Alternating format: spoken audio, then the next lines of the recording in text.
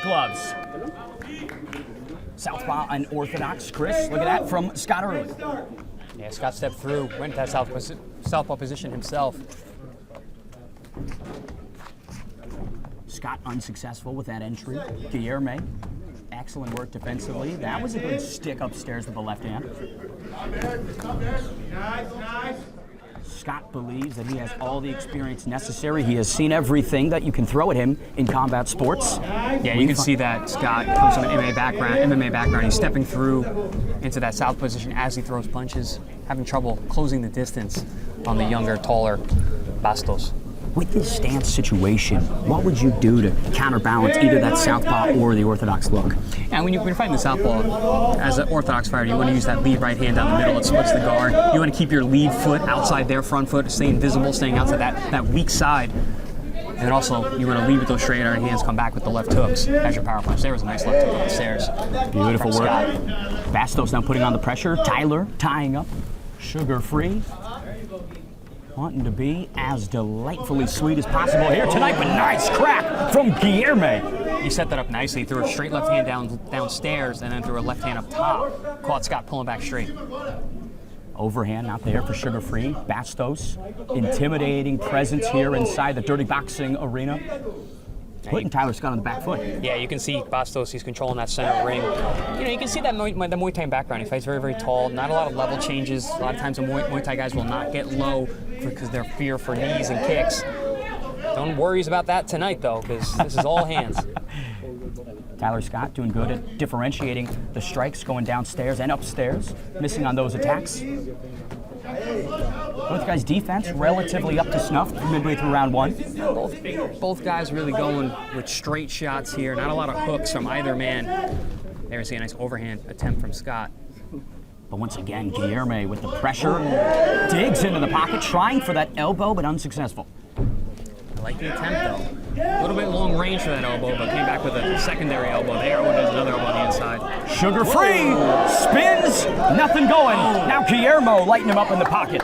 Love that spinning back fist attempt from Scott. Now some speed from Sugar-free. Starting to heat up here in round one. And you can already tell the creativity is just gearing inside of their minds. Yeah, you can see the guys, they're figuring it out as they go. You know, this is a work in progress, you know, as a promotion, but also as these fighters figure this style out. Scott able to get out of the pocket here, but once again pushed back in the corner. Guilherme slowly stalking Scott here. Final 10 seconds of round one.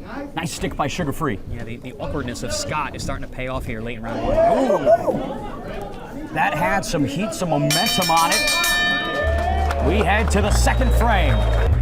Now, what stood out to me the most is that pressure from Guilherme. He was in Scott's face from the moment the round started to when it ended. Yeah, he did a great job controlling the center of the ring, was able to get Scott pinned across the ropes a few times, but wasn't very effective at closing the distance, even though he was controlling the ring. He had great ring generalship that round, but I believe the more effective punches were landed by Scott. There was an interesting tactic that Sugar-free kept going back to the well on, which was doubling up on the same side strikes. Yep. That looping right hand kept finding its home. Pretty decent weapon for him in round one. Yeah, especially because, like I said, he was having trouble controlling the distance, or closing the distance rather. So he throws an overhand right, he stepped through, and then he doubled that right hand again and landed the second one, but still missed the first.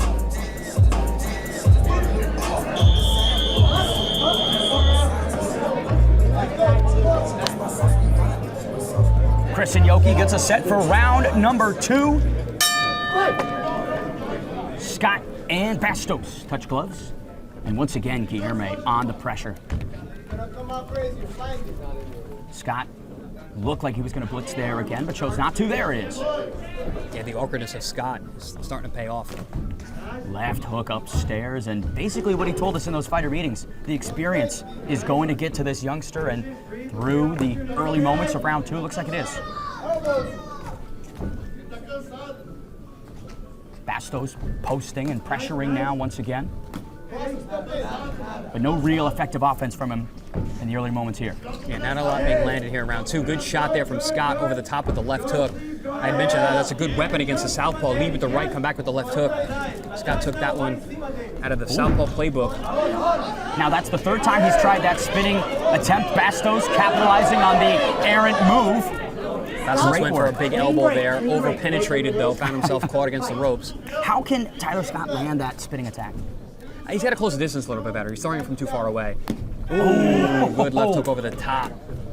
And now to the body. I love the diversity in Sugar-Free Scott. Nice stab jab there from Scott. Yeah, he's getting the rhythm now. He's starting to figure out changing levels gives Bastos trouble. Excellent work doubling up again. Guilherme trying to pressure, shoots the left, finds its way through the guard. But Scott waiting for his moment. Sugar-Free putting the cavity on Guilherme Bastos. Now Guilherme trying to tie up. A lot of pressure from Sugar-Free. Spins downstairs. Landed that one. Maybe that was the key, right? Going to the body with it. Tyler Scott, slight laceration above that left eye. We have blood here in dirty boxing.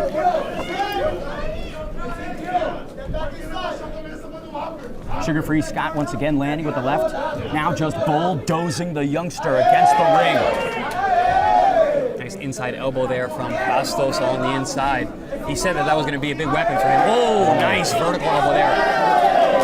Look at the discoloration on Sugar-Free Scott. Guilherme Bastos landing with some significance, Chris. Nice jab there from Bastos as well. Bastos really found his range here in the second round. Beautiful uppercut by Scott to try and neutralize some of the pressure. Doubles up again on the right side, finds home. Yeah, you get the feeling that the confidence in Bastos is just growing and growing. But back comes Scott, putting in a lot of pressure here along the ropes. And you think that's what you have to do if someone's gaining momentum, right? Kick things up a gear. Uh-oh, Bastos.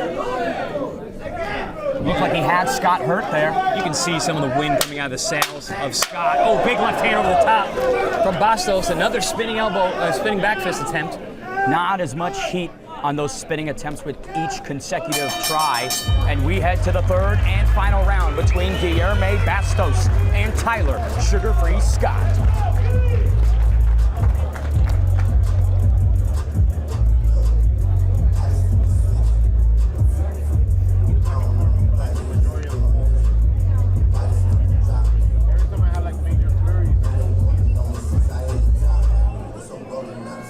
Round 3 ahead of us, Chris. When you think about what Bastos needs to do to secure this victory, what would you suggest? So, in my scorecard, it's split 1-1. I had Bastos winning that last round. I had Scott winning the first round. I think he's got to keep working on the pressure like he did in round number 2, but also be smart. Don't get hit with that spinning back fist that Scott's been looking for all night long. That is a dangerous, dangerous weapon. You don't want to get caught with one of those. And if you're Tyler Scott, what can you do in these final 3 minutes to jump back in? He's got to go all in, man. You can see he's starting to get a little bit tired there toward the end of round number 2. So he's taking a deep breath before round number 3 here, but he's going to have to dig deep and go for it. Many of these fighters felt that the 3-minute rounds would enable them to have their gas tanks pretty much full, but yes, exhaustion seems to be setting in as Bastos once again pressures the older veteran. Oh, eye connection there. Christopher Nyoki calls time. Tyler Scott blinking out that left one. That's the thing, when you have the open glove format, you're going to get eye pokes. It's going to happen. Especially with how Bastos is posting right there to find his range. Obviously unintentional, and Nyoki issuing a warning. Does give Tyler Sugar-Free Scott some time to breathe, regain his senses.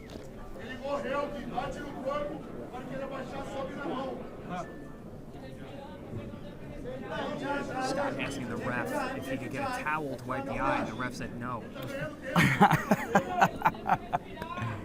No towels here at Dirty Boxing. We don't want anything clean. No, it's just dirty. Keeping it dirty. And Nyoki resumes this third and final round. Tyler Sugar-Free Scott experiencing some adversity from the Brazilian-born Bastos. Good feints from Scott, but Guilherme with the elbow up top. Nasty, well-timed elbow from Bastos. Now he's trying to control the hands to probably issue another slicing elbow. There's a left from him.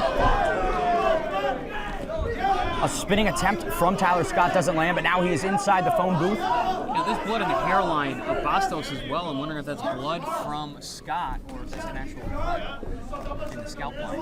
Either way, not deterring him at all as he tries again and again to land these looping shots, but Guilherme just seems a bit more polished and controlled, Chris. Yeah, he's picking his spots really well. Bastos, It seems like he just need to find his rhythm. In the last 2 rounds, 2 and 3, he's found his rhythm, he's found his distance. He's trying to pull for those elbows.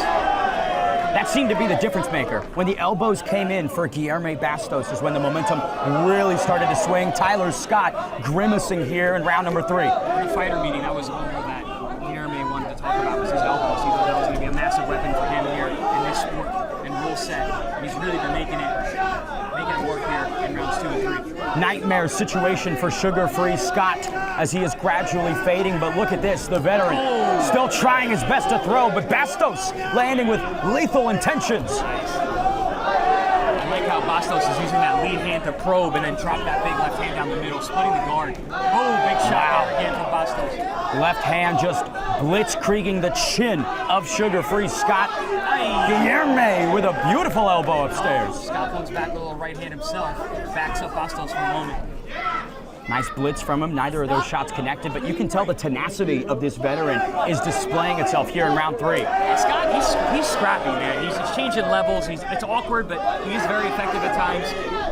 But you can see he's getting tired, and Bastos looks like he can go another 5 rounds. Nice shot on the inside from Guilherme in Yoki. Brief separation. Nasty rollover elbow there from Bastos. You see him just looking for those elbows every chance he gets. Scott applying the pressure, but there is no air in the sails as he eats another shot from Bastos. Another elbow from Bastos. Good elbow there from Scott over the top. Final 10 seconds of this third and final round. Tyler Scott again goes for the spinning attack. Oh, nice Superman attempt there from Scott. And a right hand. Sugar-free and Guilherme Bastos go the full 3 3-minute rounds. Nice finish to that last third round for both men. Seemed like the second win for Tyler Scott came in those last moments. Yeah, absolutely. He really went for it. Like I said, he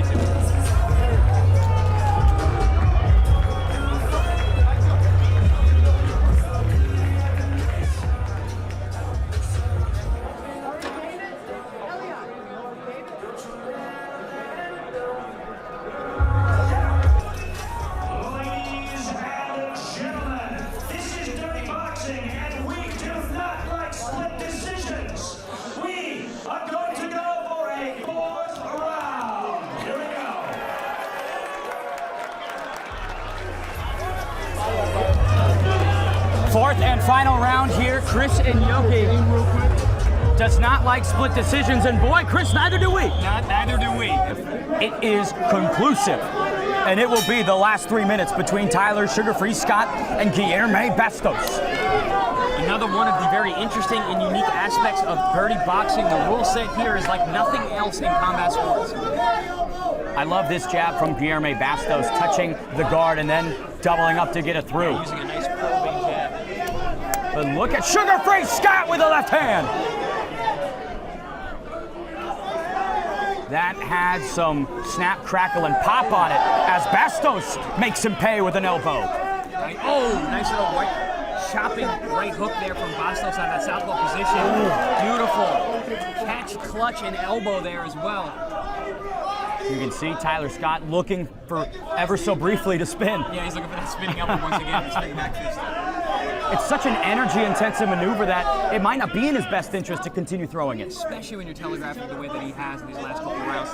Really, none of them are landed except for that one that he threw to the body. But other than that, he's been hitting nothing but air. Clinching up here, Bastos getting the better of it, and Yoki with the separation. Midway through round number 4, and it seems to be more of Guilherme Bastos. Nice elbow on the inside. Really tight maneuver there. That's been a consistent weapon for Bastos in the last 3 rounds. And it seems like the increased pressure that Tyler Scott is putting on the youngster is almost working against him. Yeah, I mean, he's become very ineffectual these last couple of rounds. You know, early on, it was working because he was awkward, he was being aggressive, but Bastos seemed to have figured him out. Bastos again jumping in with that right elbow. Scott seems to wear it well, but there was just no gas in the tank for the veteran. Yeah, the conditioning difference between these two is really apparent here in the extra round. Bastos came in fantastic position. Oh, beautiful body shot. Looks like that one elicited an expression change from Scott. Oh, Ben, that's not going to help the gas tank, I'll tell you that. Bastos over the top with the elbow. Scott, no return available. Oh, another elbow. That's gonna make your jaw hurt in the morning, Chris. Open that cut up even more. Again, Tyler Scott going for the spin, but eats a left hand for his troubles. And an elbow followed along suit. We've had breakfast, lunch, and dinner, but this dessert is not going Sugar Free's way. No, it is not. A lot of sugar in this last round here. But all that sugar is coming from Bastos as he's digging down to the body, elbows upstairs. Wow. Controlling the space in the ring beautifully here. Yoki with the separation, but look at Bastos pushing the older, experienced foe deeper and deeper into the gulag. I love the hand control from Bastos, and he lands that elbow over the top over and over again, right down the middle as well. Scott trying to spin, but he is in a world of pain. No answers for Sugar Free Scott in this fourth and final round. And that's the thing about something like this, such a novel sport.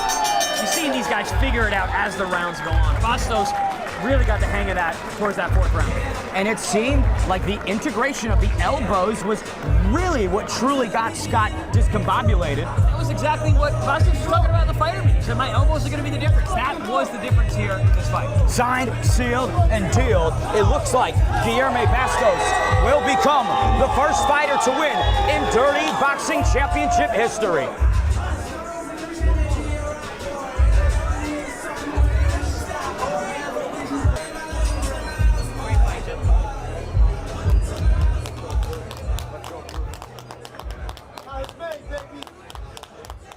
Ladies and gentlemen, after 4 hard-fought rounds, we go to the judges' scorecards. In this case, the judges have made a unanimous decision.